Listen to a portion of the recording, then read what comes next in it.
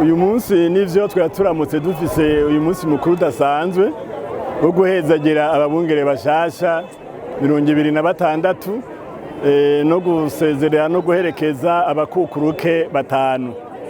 Mutimbega none iyo mubarobanura mu amwisunzi iki? Twebwe ubwa mbere mu ishengero ry'Ababaptiste mu Burundi dusanzwe dufise amashengero ari hirya no hino mu gihugu kandi abafise abungere bayarongoye. Kandi turafiseho n'ishuri ryigisha abapastori. Mu kubarobanura rero bihera hasi mu mashengero. Abungere barakurikirana abakristo babo bakagenda baraba impano zabo uko bagenda barabashira mu bikorwa bitandukanye, akaba ariko bagenda bararaba umwe wese itashoboye n'umuhamagaro wiwe, hama babonamwo abafise umuhamagaro wo kuba boragira abandi bakaheza bakabimenyesha ishirahamwe igihe yatangaje yuko rikeneye yuko hobonekana abaja kwiga mu ishuri ritegura abazoba abungere. Ikiringoro baheza bakiga biga imyaka 3. Biga imyaka 3 yirambuye kandi ikurikirana. Ivyigwa navyo ni vyinshi cyane.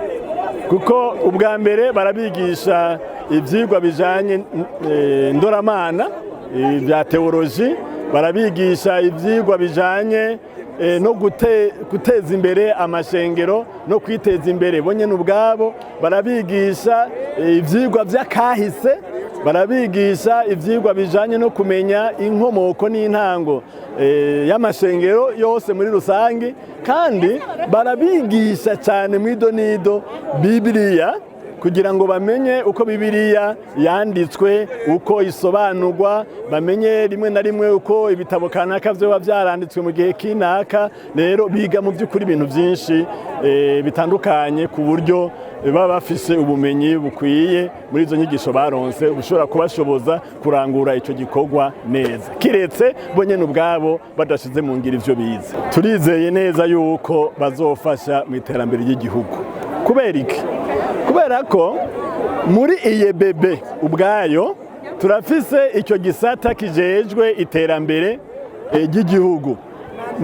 Nabari muri icyo gisata nyene bakijejwe baheza bagafasha mu kwama hafi y'abapastori, babahugura, bababwira ivyo bokora, babereka uko botegura imigambi imwe n'imwe. Rero turizeye neza yuko bazofasha mu gikorwa c'iterambere ry'ishengero n'igihugu naho babaye, kuko ico tubatumye kandi twabarungikanye n'ubutumwa bwuzuye bwo guhindura umuntu no kumufasha kuba umukristo yubaha Imana, akorera Imana, akunda Imana nawe ubwiwe, kandi yongera akiteza imbere atari umuntu wo gusegerereza no kwamasabiriza mu nzira. Ni ukuvuga turamwigisha n'ibijanye n'imyuga kugira ngo agende gufasha mu bijanye n'imbona kazoza y'igihugu, kugira ngo turonke igihugu giteye imbere kandi cifashe nk'uko leta yabivuze. Turavyizeye rero yuko bazofasha mu iterambere ry'ishengero n'igihugu no mu kibano. Impanuro tubatekerera turabanza hampande y'ivyo bize mu ishuri, turabaha n'ikindi kiringo cyo kwimenyereza ibikorwa. Hanyuma imbere yuko tubarobanura rero turabahamagara bari kumwe n'abakenyezi babo, tukabaha inyigisho zijanye n'ibango bagiye kwinjiramwo, uko bazokwifata. Umupastori akamenya uko azokwifata imbere y'ishengero, imbere y'abaganza, imbere y'abenegihugu bose batandukanye no mu kibano, kandi n'umumama ariwe mukenyezi wa pastori tukamwereka uruhara rwiwe mu ishengero azoba afise, icyo azoba amaze, kugira ngo y'abapastori y'abantu umukenyezi biwe bose bahinduke ivyitegererezo mu kibano aho bari hamwe no mw'ishengero no mu gihugu ku buryo umuntu wese ashobora kubarahura ko ivyo mugirira ikimazi bikamufasha mu iterambere ryiwe. Murakoze cyane, Imana ibahezagire, mukomeze kuroranirwa. Bwa mbere hoho turashima Imana mushobora byose yo yadutoranije ikoresheje abakozi bayo batwitangiye imbere kugira ngo natwe dushobore kuza gufasha abungere batwitangiye imbere mu gikorwa c'Imana. Nico numva noherako. Hanyuma ndi n'umunezero ntangere jewe nabo twahezagiriwe rimwe nka promotion ya 18 kuva Ishirahamwe ry'Amashengero y'Ababaptiste mu Burundi itanguye guhezagira abungere. Turanezerewe cyane kuko tuje umuryango wagutse, umuryango w'abandi bungere benshi baragira intama za Kristo. Uyu munsi rero turanezerewe cyane kuko twatoranirijwe ibanga canke ibango ry'ubwungere bwo kuragira intama z'Imana. Uwo n'umunezero udasanzwe kuko n'abandi yo bahawe amabanga adasanzwe canke asanzwe ibintu bitandukanye baranezerwa. Natwe uyu munsi turanezerewe kuko n'ibintu twajemwo tutagoberewe kandi twajemwo tunezererewe kandi twumva ko n'umutima bikunze. Ico tugiye gukora ubwa mbere na mbere ntituje guhindura ivyo abatwitangiye imbere abatama b'ishengero mu Ishirahamwe ry'Amashengero y'Ababaptiste mu Burundi batwitangiye bakoze. Ntabwo tuje guhindura ivyo bakoze, ahubwo tuje gushigikira ikivi bariko barakora, tubasegure aho bari bagejeje kugira ngo natwe tubasegure, tubashigikire, tubatere intege, nabo baduhanure batwereke imyonge homa n'idahuma muri bino bikorwa vy'Imana, na cane cane yuko bo bafise uburambe muri bino bikorwa by'ubwungere mu kuragira intama canke ubusho bw'Imana mu Ishirahamwe ry'Amashengero y'Ababaptiste mu Burundi. Jewe ku mazina ndi Reverend Ntunzwe n'Imana Eliezer.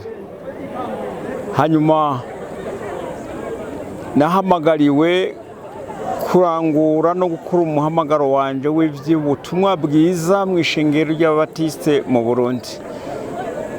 Hanyuma igihe canje cyo kwinjira muri amabanga novuga nti nayahawe mu 1986. Nari nkiri umusore, nari nubatse ariko nari mfise nk'abana babiri gusa. Umuhamagaro maze kunshika ko naritavye ijwi ry'Uhoraho. Hanyuma maze kuja mu bikorwa nagira ni ibintu vyoroshe, ariko nasanze ari igikorwa kidasanzwe kandi uyu munsi ndagisozereye amahoro. Ndashima Imana rero ivyo yankoresheje, ndavuga nti birakwiye. Gukukuruka kwanje uyu munsi vyarateguwe, imyaka yarandeze, mbona singishoboye imirimo nahoramwo, ndumva ko bitangiye kunanira, kuduga imisozi, kumanuka ibiyaya. Ivyo ndabishimira Imana, ariko kandi Imana yarankoresheje mu gihe canje c'ubuto. Imana yarankoresheje kandi ndashima Imana. Ishengero ry'Ababaptiste ryatanguranye igikorwa umuvuduko udasanzwe.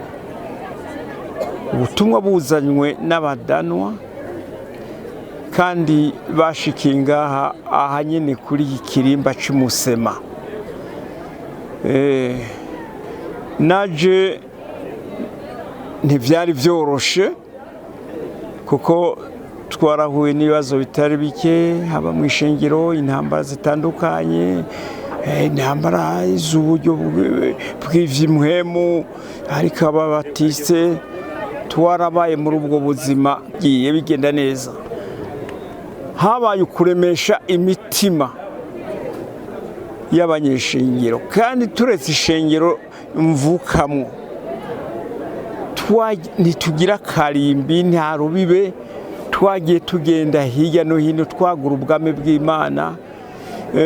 Uyu munsi ndavuga nti bimeze neza cyane, kuko ugiye kuraba ishengero ry'Abaptiste ingene ribayeho uyu munsi.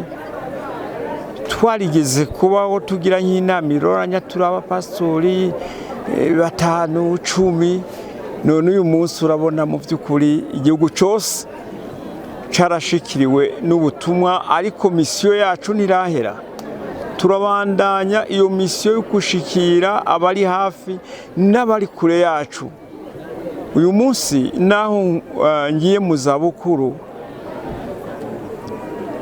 ijambo ry'Imana riratwemerera neza kuba turakora ibikorwa bitwegereye bibayabaye, turemesha imfuvyi, abapfakazi, ishengero ubwaryo, kugira ngo kahise k'ishengero ry'Abaptiste bigende neza. Aba binjiye baje kugera ikirenge mu ca Kristo, kandi barahasanze abantu b'akamaro bazoza barabafasha mu bihe by'ingorane, kuko bazohura n'ibigeragezo bitandukanye.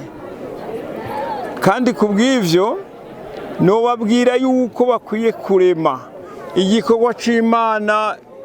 Ni cyiza igikorwa c'Imana, ahubwo abagitangiye babonye ibibazo bisuma ivyacu, kuko baje kumena imishike, amahwa, imisozi mu Burundi no hanze, ntivyabaye vyoroshe. Jewe rero kuva iyo myaka yose, kuva Imana impamagaye, vyatugendeye neza, kuko twari dufise urufatiro rw'abatwitangiye imbere. Uyu munsi rero nobaremesha ndababwira nti nukuri nimutinye, kuko Yesu ubwiwe dukorera araturemesha kandi ajana natwe, akabana natwe. Nta kintu na kimwe twigeze tubura, naho wumva vyaciye mu ngorane zikomeye, ijambo twahawe ryaraturemesheje.